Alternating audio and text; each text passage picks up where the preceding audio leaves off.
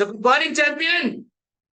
एक बार की बात है कि मुझे एक साइट से कॉल आया कि आपने जो मशीनरी भेजा हुआ है वो काम नहीं कर रहा। मैंने इस कॉल को सीधे जो मैन्युफैक्चरर है उसको ट्रांसफर किया। मैंने उससे पूछा कि भाई आपने जो मशीनरी दिया हुआ है वो काम नहीं कर रहा है। तो उसने कहा कि नहीं, एक बार साइट पे पता कर लीजिए, उनको बोलिए कि नहीं, एक बार मशीनों को चला के देख ले। मेरी मशीनें बिल्कुल ब्रांड न्यू है और उसमें कोई प्रॉब्लम ही नहीं है, आप बोलिए उनको चला के देख लेने। मैंने फिर अपने जो साइड इंजीनियर्स थे उनको फोन किया। मैं बोला एक बार मशीनों को चेक कर लीजिए। वो बोल रहे हैं जो मैन्युफैक्चरर हैं कि भाई ये मशीनें बिल्कुल ठीक है, उसमें कोई प्रॉब्लम नहीं है, एकदम ब्रांड न्यू मशीनें हैं, इसलिए आप एक बार चेक कर लीजिए। मेरे कहने के बाद जो साइट के इंजीनियर थे उन्होंने थोड़ा देर चेक किया और चेक करने के बाद फिर कॉल किया कि सर, हमने अपने तरफ से पूरी तरह से चेक कर लिया है और हमारी तरफ से कोई गलती नहीं है, कुछ ना कुछ फॉल्ट मशीनों का है, इसके लिए वो नहीं चल रही है।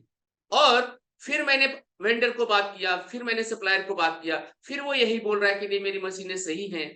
फिर मैंने इंजीनियर को कॉल किया, फिर उसके बाद वो झल्ला गया और 1 घंटे के बाद कॉल किया, सर हमने ऑल द वे चेक कर लिया है सब कुछ। और अगर वो मशीन वाला यहाँ आके रिपेयर करने के लिए और प्रॉब्लम देखने के लिए तैयार नहीं है तो उसको बोलिए कि सारी की सारी मशीनें जो कि कम से कम उस जमाने में 5 लाख के आसपास की थी, बोलिए कि उसको आके रिटर्न लेके चले जाए। मैंने ये बात जब मैन्युफैक्चरर को बताया तो मैन्युफैक्चरर को भी लगा अरे यार मेरी क्या गलती है, मैंने तो कुछ गलती किया नहीं। फिर मैंने उसको एक बात समझाया कि देखो, गलती है या नहीं है ये प्रूफ करने के लिए आपको साइट पे जाना पड़ेगा। आपका कोई भी आदमी जा करके फिजिकली वहां पे टेस्ट करना पड़ेगा, चेक करना पड़ेगा कि मशीनों की एक्चुअल पोजीशन क्या है। एक अगर हमारे साइड वालों को परसेप्शन बन गया है कि मशीनें खराब है तो है, अब उस परसेप्शन को अगर तोड़ना है तो उसका एक ही रास्ता है कि आप वहां जाइए और जा करके चेक करिए कि एक्चुअल प्रॉब्लम क्या है। बड़े भारी मन से मैन्युफैक्चरर तैयार हुआ क्योंकि उसको लग ही नहीं रहा था कि जहां प्रॉब्लम है मशीनों में हो ही नहीं सकता। फिर बड़े भारी मन से वो आदमी को भेजने के लिए तैयार हुआ और इस बात के समझाने पे कि सर बहुत बार मशीनों में प्रॉब्लम नहीं होती है, कुछ ऐसी गलती होती है जिसे कोई जज नहीं कर पाता, कोई चेक नहीं कर पाता और इसकी वजह से वो बिल्कुल बिफर जाता है। गलती उसकी भी हो सकती है, फिर भी वो मानता नहीं है कि वो मेरी गलती है, इसलिए आप जरूर जाइए और चेक करवाइए कि मशीनों की प्रॉब्लम क्या है। वो वेल्डिंग की मशीनें थी और वो बिजली से चलती। उनका इंजीनियर साइट पे गया और जाके पूरे दिन चेक करता रहा। चेक करते करते जब उसको शाम का समय आया तो उसने देखा कि अभी भी कुछ समझ में नहीं आ रहा प्रॉब्लम क्या है। तो हुआ ये था कि जो मशीनें थी वो किसी फील्ड में कनेक्ट की हुई थी और फील्ड में एक कंट्रोल पैनल था और कंट्रोल पैनल का कनेक्शन एक बड़े मोटे वायर से किया हुआ था और वो वायर कम से कम 100 मीटर दूर जाके कहीं किसी और पैनल पे कनेक्टेड। इन्होंने ऑल द वे चेक कर लिया कि मशीन में नहीं आ रहा, मशीन में करंट नहीं आ रहा, मशीन में करंट नहीं आ रहा। फिर जाके पैनल में चेक किया, नहीं पैनल में भी करंट नहीं आ रहा, करंट नहीं आ रहा। पर किसी को ये डाउट नहीं आ रहा था कि ये जो केबल है इसमें भी कुछ प्रॉब्लम हो सकता है। फिर वो बंदा गया उस केबल को चेक करते करते करते करते करते करते कि ये केबल कहाँ कनेक्टेड है और जाके देखा कि वो केबल कहीं कनेक्टेड ही नहीं था। उसका जो दूसरा सिरा था वो ऐसे ही कहीं पे खुला पड़ा था और इसकी वजह से चूंकि कनेक्शन था ही नहीं इसलिए करंट नहीं आ रहा था और करंट नहीं आने की वजह से मशीनें नहीं चल रही थी और मशीनें नहीं चलने की वजह से पूरी प्रॉब्लम मैन्युफैक्चरर के अकाउंट में डाल दिया गया था। परंतु जब पूरा चेक हुआ तो किसका प्रॉब्लम था? उस साइड वालों का प्रॉब्लम था, क्योंकि उन्होंने उस मशीन का एक्चुअल में कनेक्शन दिया ही नहीं था। उनको केवल लग रहा था कि मेरी सब चीजें ठीक है और मेरा केबल सही जगह कनेक्टेड है और जो भी गलती है उस मशीनरी वाले की है, हमारी कोई गलती नहीं है, क्योंकि उनको मालूम ही नहीं था कि केबल कनेक्ट सही जगह नहीं हुआ है।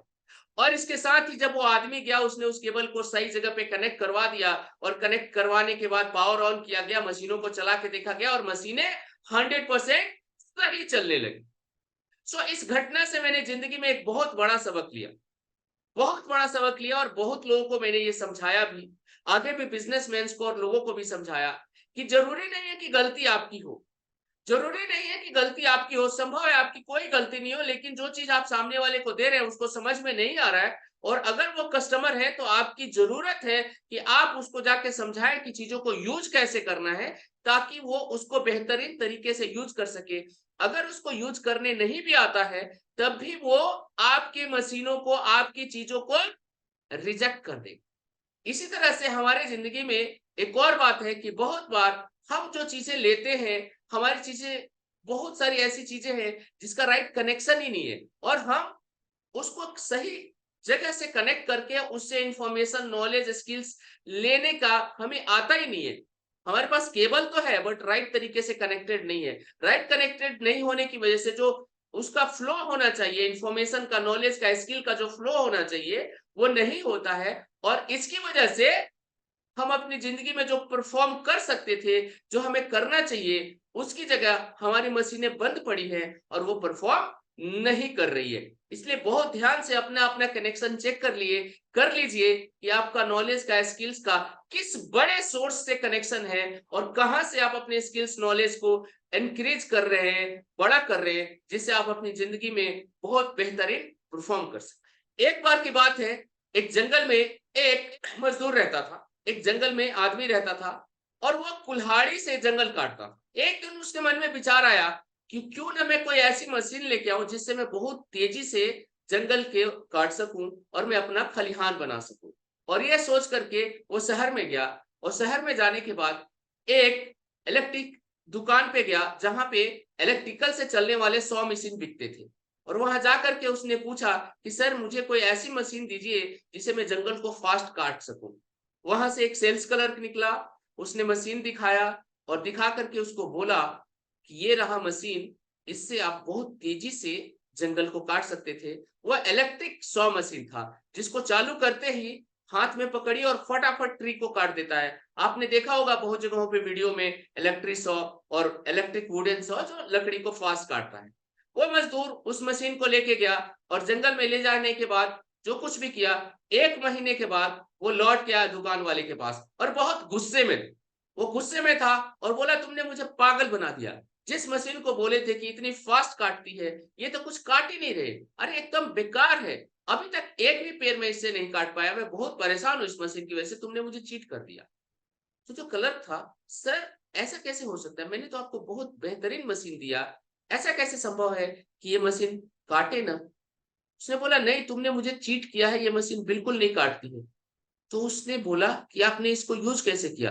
तो उसने पकड़ के हाथ में और दिखाया कि मैं ऐसे ऐसे इसको चला रहा, ऐसे यूज किया। तो सर उसने बोला सर ये इलेक्ट्रिकल की है, क्या आपको मालूम है कि इसमें इलेक्ट्रिसिटी लगता है और उसके साथ ये काम करती है। बोले मुझे नहीं मालूम है कैसे काम करता है। तो उसने उस मशीन के प्लग को पावर पॉइंट में लगाया और बटन दबाया। जैसे मशीन को आप बटन दबाया, घर बोल के आवाज आने लग गया, और जो मजदूर था, जो जंगल वाला आदमी था, वो दूर धड़ से पीछे हट गया। क्या सर ये मशीन इतनी आवाज करे। बोले हाँ, ये इलेक्ट्रिकल से चलने वाली मशीन है, और जब आप इसको कनेक्ट करोगे तो देखो कितनी जल्दी काटती है। और फिर वो बाहर जाके एक पेड़ को काट के उसको सैंपल दिखाया कि देखो कितनी फास्ट काटती है ये मशीन लकड़ी को। वो आदमी एकदम आश्चर्यचकित रह गया, वाह क्या बात है। 1 महीने तक मैंने ये मशीन अपने पास रखी, लेकिन मेरी बुद्धि इतनी नहीं है, मैंने इसको चलाना नहीं सीखा, इसकी वजह से मैं 1 महीना पूरा अपना वेस्ट कर दिया। मैं इस जंगल की जो लकड़ी को काट सकता था वो मैं बिल्कुल काट नहीं पाया। कुछ इस टाइप से बहुत सारे लोगों की जिंदगी है कि जिसके जीवन में ऐसी चीजें हैं जो इलेक्ट्रिकल शॉ की तरह है, जो एक एक मिनट के अंदर एक एक पेड़ काट सकता है, लेकिन कभी उन्होंने अपनी मशीन को स्टार्ट ही नहीं किया। और फिर प्रॉब्लम वही है, उसको मालूम ही नहीं है कि इस मशीन को स्टार्ट कैसे करते हैं, इसको चलाते कैसे हैं, इसको प्लग कहाँ डालते हैं, इसको यूज कैसे करते हैं। और इस टाइप की चीजों से जब तक आप अलर्ट नहीं होंगे, जब तक आप मुक्त नहीं होंगे, जब तक आप इस टाइप के स्किल्स को यूज करने के कैपेबल नहीं होंगे, तब तक आप अपनी जिंदगी में स्ट्रगल करते रहेंगे। जिन चीजों से परिणाम आता है, जब तक उन्हें स्किल्स को नहीं सीखेंगे, चाहे उसके लिए जो भी कीमत देनी पड़े, जब तक उसको अपने जीवन में अंदर नहीं आने देते हैं, जब तक अपने दिमाग को ओपन नहीं करते हैं स्किल्स को सीखने के लिए, तब तक आप चाहे जो कुछ भी कर ले, आपकी जिंदगी स्ट्रगल से भरी रहेगी। अगर आप स्ट्रगल से बाहर आना चाहते हैं तो अपनी मशीनों को, अपने ज्ञान को, अपने दिमाग को सही जगह कनेक्ट करिए जहां से इसको नॉलेज मिलता है, और फिर उस इलेक्ट्रिकल सॉ मशीन को कैसे यूज किया जाता है, अपनी शक्तियों को, अपने स्किल्स को कैसे यूज किया जा सकता है, इसको भी सीखिए। अगर आप इस काम में फेल हो जाते हैं तो बाकी का आप जो कुछ भी काम करते हैं उसका इस संसार में कोई वैल्यू नहीं है। ये पूरी दुनिया जितनी लड़ाइयां चल रही है, या जितने दोस्ती हो रही है, जितने संगठन काम कर रहे हैं, सबका एकमात्र मकसद है बेचना। कोई भी कंपनी, कोई भी कंट्री इस बात पे उसकी स्ट्रेंथ डिपेंड करती है कि वो कितना बेच पाता है, उसकी ग्रोथ कितनी होती है। ग्रोथ का मतलब क्या है? किसी का इकोनॉमी ग्रो हो रहा है का मतलब क्या है? उसकी इकोनॉमी में बने हुए सामान दुनिया भर में बहुत ज्यादा बिक रहे हैं, वो कंट्री ज्यादा बेच रहा है, इसलिए वो ग्रो कर रहा है। और जहां पे बात आती है कि कंपनी की या कंट्री की इकोनॉमी डाउन हो रही है, गिर रही है, क्या मतलब है? क्योंकि वो कंट्री जो प्रोडक्ट बना रहा है वो प्रोडक्ट बिक नहीं रहा है। कोई कंपनी जिसका डाउनफॉल है का मतलब सीधा है कि वो जो कुछ भी बना रहा है वो बिक नहीं रहा है। आप समझिए, आपकी स्किल्स चाहे जो भी हो, जितनी भी हो, लेकिन अगर वो स्किल आपके जीवन में पैसे लेके नहीं आती, अगर आपको अमीर नहीं बना सकती हो, तो स्किल बेकार है। अरे आप जिसको सोचते हैं कि क्रिकेटर है, क्रिकेट खेल के का पैसा कमाता है, भाई खेलता है, उसकी खेलने की क्वालिटी इतनी तगड़ी है कि उसके लिए लोग पैसा देके उसकी क्रिकेट को देखने जाते हैं।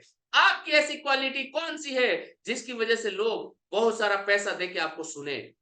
उस क्वालिटी को अपने आप में चेक करिए और पैदा करिए। फिर देखिए, जिंदगी और सुख आपके पीछे पीछे घूमेंगे। वो पूरे डिपेंड्स हैं आपके स्किल पे, और आप अपने स्किल को उस लेवल पे नंबर 1 बनने के लिए और विश्व चैंपियन बनने के लिए कितनी मेहनत, कितनी डेडिकेशन और कितनी तपस्या के साथ अपने आप को बड़ा करते हैं, यही डिफाइन करेगा कि दुनिया में कहां जाएंगे। लापरवाही से कभी कोई इतिहास नहीं लिख सकता। ऐसे चलते फिरते कोई आप हिमालय पे नहीं चढ़ सकता। और एक चीज बता दूं, कभी भी ऊंचाई पे चढ़ेंगे और कहीं भी अगर बड़ा बनना चाहते हैं तो आपको कष्ट तो होगा। कि कोई भी चलते चलते टहलते टहलते एवरेस्ट की चोटी पे नहीं पहुंच जाता है।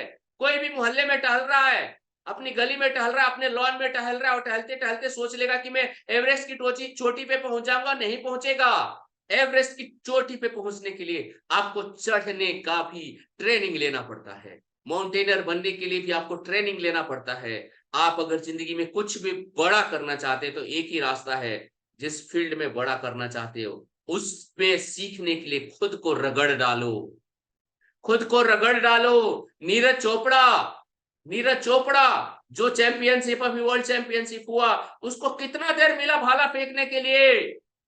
केवल कुछ सेकंड मिला, कुछ मिनट मिला, लेकिन उस मिनट में परफॉर्म करने के लिए पिछले 6 से 7 महीने से पसीने बहा रहा है। आप अपने आप को टॉप पे ले जाने के लिए किस काम को सीखने के लिए पसीने बहा रहे हैं? आप अपने आप को किस चीज में प्रैक्टिस करवा रहे हैं जिसमें मास्टर होना चाहते हैं? ध्यान रखिए, आज का सेशन बहुत इंपॉर्टेंट है और बहुत मैटर करता है आपके जीवन को बदलने के लिए। आप सोचिए कि आप ऐसा क्या सीख रहे हैं जिसके लिए आपको रेड कारपेट वेलकम मिले, जिसके लिए आपको लाखों करोड़ों रुपए लोग दें। सीखिए, अपने उस स्किल्स पे काम करिए, और सबसे बड़ा स्किल है इस दुनिया का सेलिंग स्किल। अगर आप इसके मास्टर बन गए, भरोसा रखिए आपकी जिंदगी में वो सब कुछ मिलेगा जिसके आप हकदार हैं, जो आपके सपने हैं। इसलिए इग्नोर मत करिए और सीखने पे ध्यान दीजिए। जिस तरीके से भी आप सेल्स सीख सकते हैं बिल्कुल सीखिए। So with this note that अगर आपको हिमालय पे चढ़ना है तो चढ़ने की ट्रेनिंग लेनी पड़ेगी। इसी तरह से जिस स्किल में आपको मास्टर बनना है उसकी ट्रेनिंग अवश्य लीजिए। With this have a wonderful morning to all of you and live a blessed life. Thank you.